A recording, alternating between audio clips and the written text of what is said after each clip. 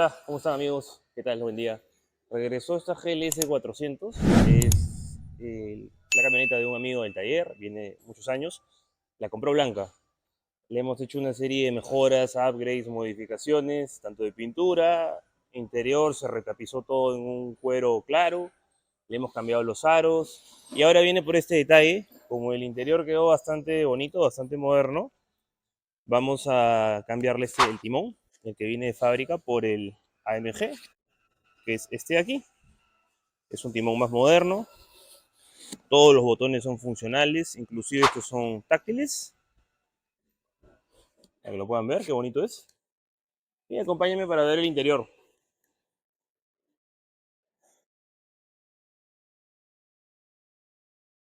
Ven cómo es ahora la camioneta y ese timón ya desentona.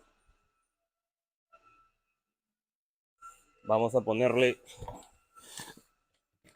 este timón para que vaya más con ese interior que es más bonito, ¿no? Más moderno.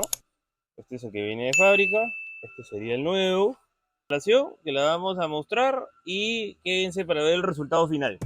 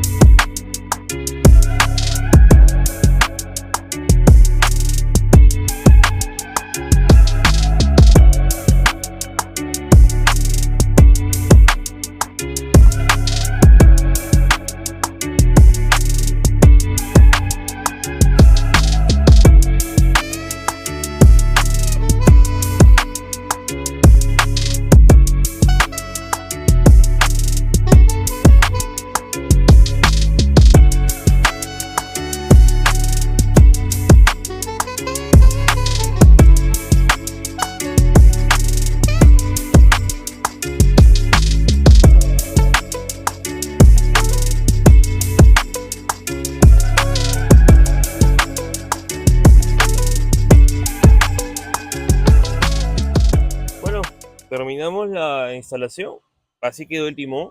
Este es un timón, este es el antiguo, es de esta generación, ¿no? Y este es el moderno, que es de las generaciones actuales.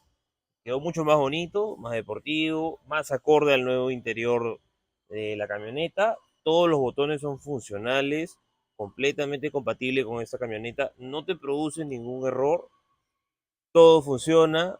Ya saben que nos pueden contactar para este tipo de accesorios, tuning, upgrades para autos europeos, BMW, Mercedes-Benz, Audi y Porsche.